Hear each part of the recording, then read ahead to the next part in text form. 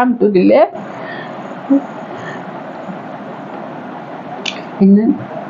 ان انا رجعت بيتي. سامحوني. السلام عليكم ورحمة الله وبركاته. ازيكم حبايب قلبي؟ عاملين ايه؟ وحشتوني وحشتوني بجد.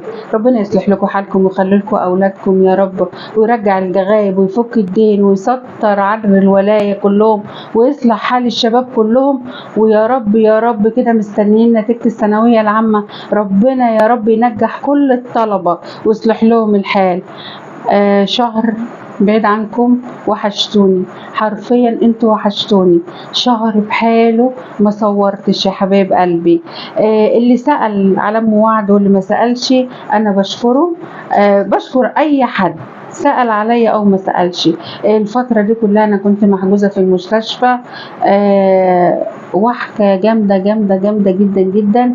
الحمد لله الحمد لله، بفضل ربنا وبفضل الناس ودعاء الناس عليا ليا بعد ربنا طبعا.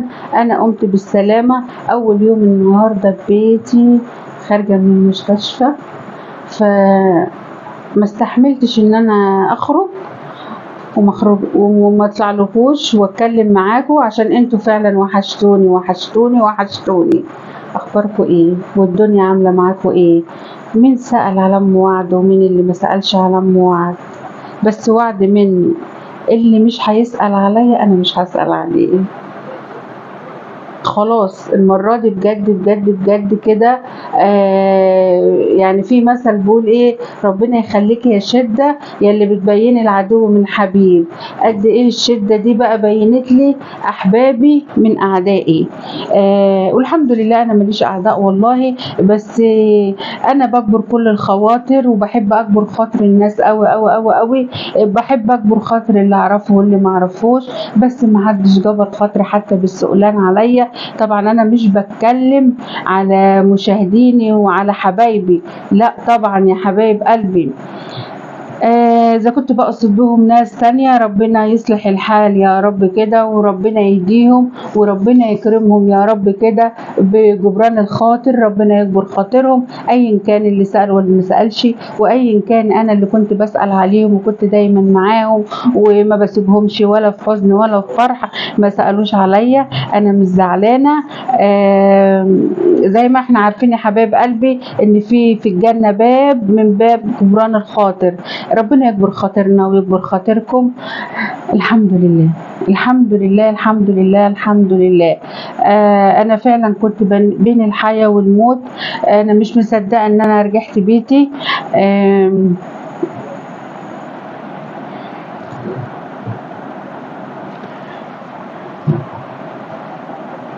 الحمد لله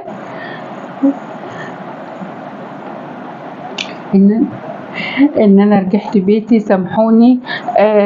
كانت فترة صعبة قوي قوي قوي عليا، وكانت فترة تعب فعلا. مش التعب بس، لا والله، يعني ممكن العشم زيادة عن اللزوم في الناس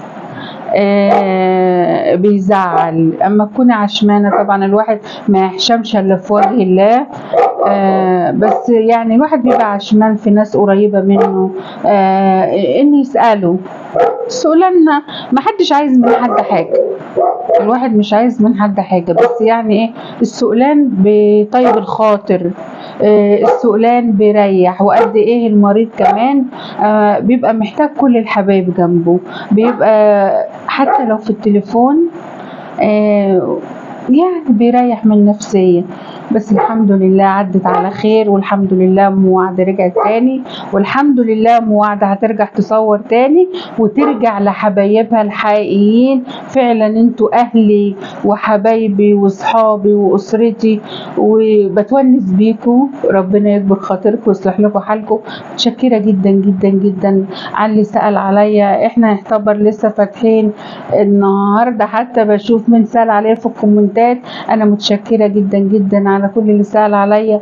ربنا يكفيكم شر المرض ويصلح لكم حالكم ويخلي لكم اولادكم. الوحدة صعب جدا جدا في المستشفى، بالرغم ان كانت وعد ما بتسجنيش ولا اميرة ولا آية، كانوا على طول متواجدين معايا، بس فترة الليل كانت بتبقى صعبة عليا جدا جدا. كنت تعبانة، عندك ايه يا ام وعد؟ انا عندي انيميا حادة في الدم، وعندي كسور في كرات الدم الحمراء على طول بتتكسر عندي. ماليش مجهود ان انا اعمل مجهود جامد. وطبعا كنت خارجة من العيد الكبير والشغل كان جامد عندنا، وانتوا شفتنا، ربنا يصلح لكم حالكم يا رب. فالموضوع كان كبير، فالحمد لله بقى كده ايه، ما كانش عندي دم، فرحت شربت لي 3 4 اكياس دم كده ورجعت لكم تاني. الحمد لله على اللي بيجيبه ربنا، الحمد لله. طلعت النهارده عشان وحشتوني، طلعت النهارده عشان محتاجه دعمكم، طلعت النهارده عشان محتاجه وجودكم جنبي ووقوفكم جنبي. بالصلاه على النبي، صلوا على النبي كتير قوي قوي قوي قوي يا حبايب قلبي. نبقى قريبين من ربنا قوي قوي. دايما نذكر الله، دايما نستغفر. محدش واخد منها حاجه، والله العظيم ما حد واخد منها حاجه. فترة التعب شهر بحاله. كانت صعبة عليا. الوحدة في المستشفى كانت صعبة عليا. الوحدة يا حبايب قلبي، ممكن يكون معايا ناس كتيرة، بس أنا حاسة بالوحدة. صعب صعب فعلا فعلا. يا رب ما تكتبها على حد النوم في المستشفى، يا رب ما يكتبها على حد الحوجة لحد، ربنا ما يحوجكوا لحد أبدا. الفترة اللي عداها في المستشفى كانت صعبة عليا. أنا واخدة على الحركة، وواخدة على الخروج، وواخدة إن أنا بشتغل، وواخدة إن أنا ما بقعدش. وطبعا البعد عن ولادي كان شيء صعب جدا جدا، والبعد عن حبايبي كان شيء أصعب وأصعب يا حبايب قلبي. ربنا يصلح لكم حالكم يا رب، ربنا يصلح لكم حالكم. مش عارفة أنا هكتر عليكم ولا انتوا. كل اللي انا حاساه ان انا محتاجاكم فعلا فعلا فعلا، محتاجاكم بجد، يعني محتاجه دعمكم ليا. طبعا شهر بحاله من غير تصوير، القناه الرينج بتاعها وقع. الحمد لله الحمد لله ان انا قدرت يعني وعد. انت مش قاعدة على عجلتك ليه؟ انا حرفيا مش قادرة اقعد. ما كنتش بقدر اقعد خالص، انا كنت نايمة في السرير على طول، حتى ما كنتش بقدر ان انا اخش الحمام. كان الاكسجين ساقط جدا من الدم، ما فيش خالص التنفس، كنت على طول على جهاز التنفس. الحمد لله اول يوم في بيت النهاردة، فقلت ان انا اكون معاكم. حاجة حصلت معايا طبعا في المستشفى، كانت حاجة غريبة جدا. أول ما ابتديت إن أنا أقعد على الكرسي كده، أول حاجة طلبتها بعد أميرة ما مشيت طبعا، طلبت من الممرضة إن أنا أقعد على عجلة، وعايزة أقعد في البلكونة، عايزه اخرج. قالت لي مش هتقدري يا ام وعد. قلت لها هحاول ان انا انزل اقعد على الكرسي بتاعي، نفسي ازق نفسي، نفسي اتحرك. المهم ان هي ايه، يوم ورا يوم عمالين ايه، لا الكالون في ايديكي، لا جهاز التنفس، لا مش هتقدري، لا معرفش ايه، والكلام ده كله. اللهم صل وسلم وبارك على سيدنا محمد. صلوا على النبي كتير يا حبايب قلبي، صلوا على النبي كتير. مش هتوهكم معايا، بس اللي انا عايزه اكلمكم فيه على قد ما تقدروا شيل الهم. وحش الهم بيجي لوحده يا ام وعد، سيبوها على الله، اللي فيها لله ما بتغرقش. اللي عنده بنت هتتجوز، واللي عنده بنت بامر الله هتنجح، واللي عنده واد ربنا يهديه. بس يا حبيبتي انا بنصحك ما تشيليش اكتر من طاقتك، ما تشيلش اكتر من طاقتك، ما تنكدش على اهل بيتك، النكد مش مطلوب. عن تجربه النكد بيجيب العيا، النكد بيأثر العمر.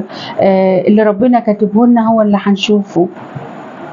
رزقنا مكتوب عند الله، رزقنا مكتوب عند الله. يعني مهما نجري ومهما نعمل، المكتوب مكتوب، هو اللي هيجيلنا وهو اللي هيكون بنات ايدينا.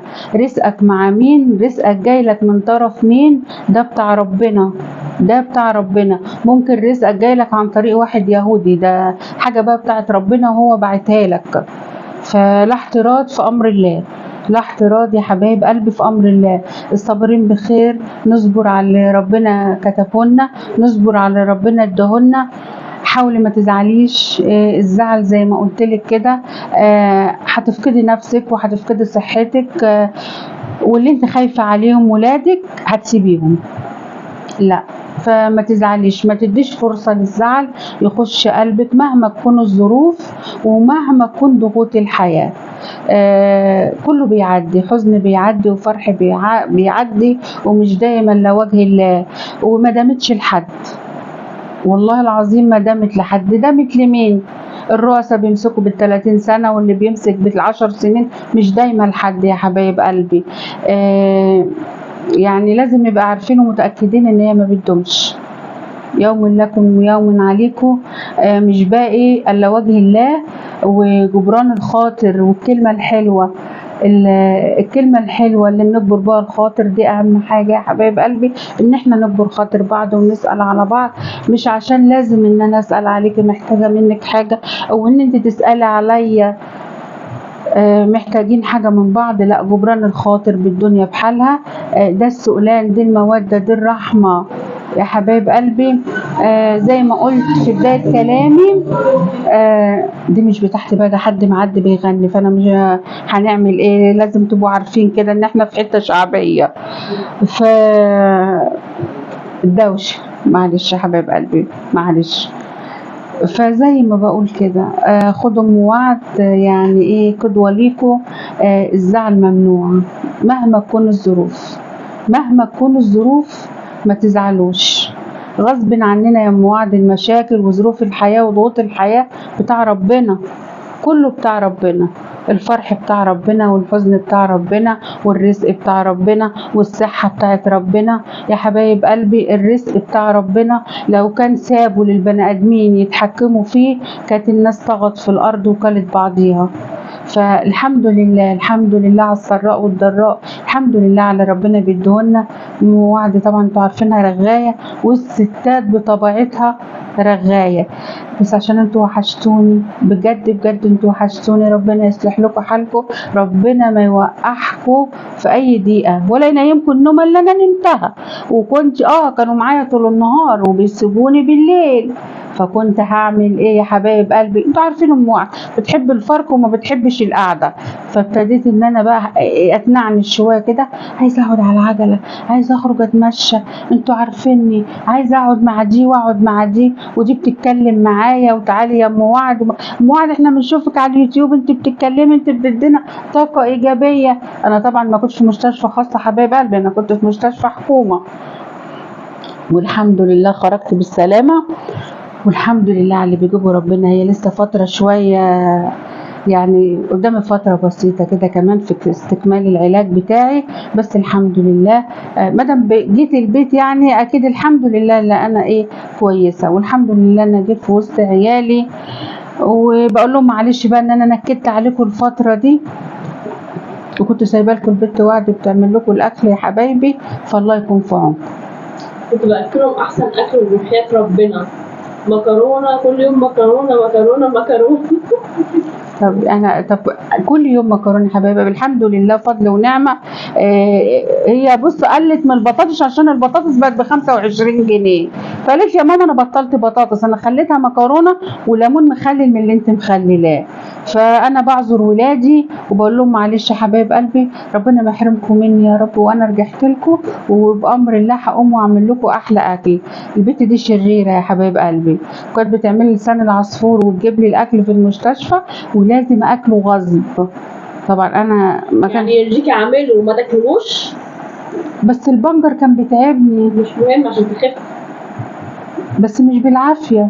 معلش انت لما انت ما بتاكلوش بالذوق، لازم بالعافيه. شايفين يا حبايب قلبي؟ بالله عليكم ردوا عليها، قولوا لها العافيه ما بتنفعش، اهم حاجه الحب. هي كانت بتاكلني برضو يعني في نظري ان لا كلي عشان انا بحبك عشان تقومي لي، بس هي قومي لي بقى عشان تخش انت المطبخ، انتوا فاهميني طبعا، مش قومي لي عشان احنا بنحبك بس كده، لا لا لا عشان المطبخ. اول ما جيت اول كلمه، قلب امه، قلب امه ربنا يخليه لي وما تحرمش منه ابدا، اول كلمه قالها لي نفسي في صينيه رقاق باللحمه. قلت له مش قادره يا قلب امك اقعد على العجله واقوم اعملها لك، مش قادرة، اصبر عليا عبل ما اعملها لك. طبعا ست واحدة قالت له لا لا لا لا, لا انا هعملها لك انا. قال لا خلاص مش عايز، خليها ما هي تقوم بالسلامة وتعملها لي في الوقت اللي هي تقدر تقوم فيه. مش هكتر عليكم يا حبايب قلبي، زي ما بقول لكم كده، ربنا يكفيكم شر الوحدة يا رب، ربنا يكفيكم شر الوحدة. كان بيجي عليا الليل صعب قوي.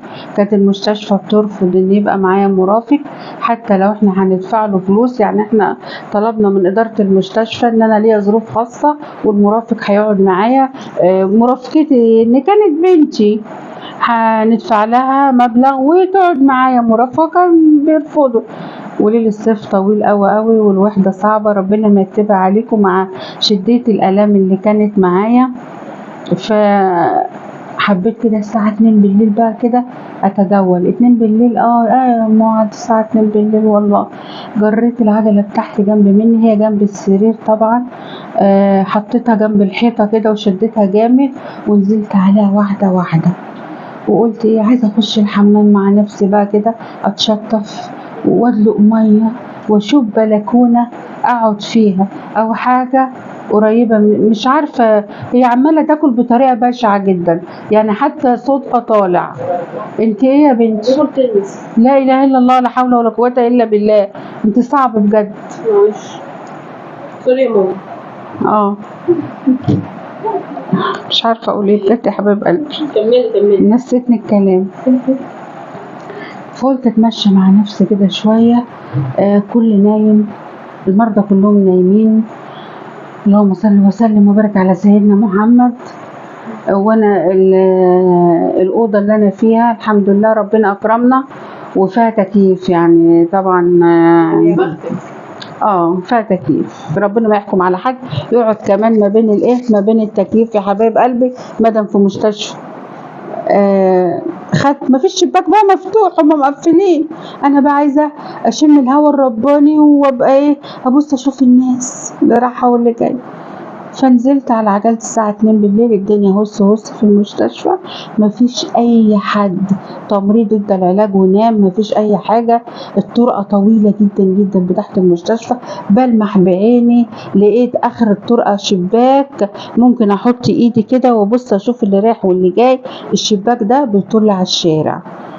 كنت في قمة السعادة اما لقيت الشباك ده. خدت الطرقه يا حبايب قلبي. طبعا مش هكدب عليكم واقول لكم جري بالعجله، ده انا واخداها واحده. في نص الطرقه قلبي ده زقزق بالفرحه. لقيت حد قاعد على كرسي متحرك. قلت بس ام ظلم ابو ظلم، بمعنى يعني راجل ست مش فارقه معايا. المهم ان انا لقيت حد اتكلم معاه.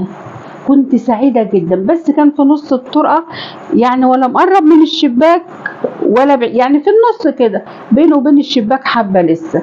فقلت يا عيني ده اكيد حد زهقان زيي وقاعد قدام الشباك. فانا هروح بقى اقعد معاها مش فارقه معايا. المهم ان انا هروح واقعد معاهم لحد ما يبتدي النهار يشقشق كده واشوف اللي رايح واللي جاي. مشيت يا حبايب قلبي في الطرقة.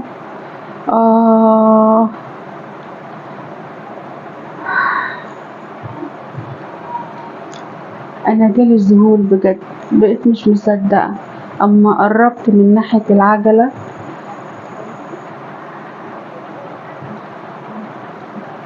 لا حول ولا قوة الا بالله. مش هتصدقوا يا حبايب قلبي انا شفت على الكرسي المتحرك. بجد يا حبايب قلبي مش هتصدقوا انا شفت على الكرسي المتحرك. حاجة يعني بالبلدي كده يتشيب لها الشعر. بجد مش هكمل المرة دي. انا شفت على الكرسي المتحرك، لكن هستنى منكم تسألوا على وعد لايك وشير للقناة. وما تنسونيش، بحبكم لله، بحبكم في الله.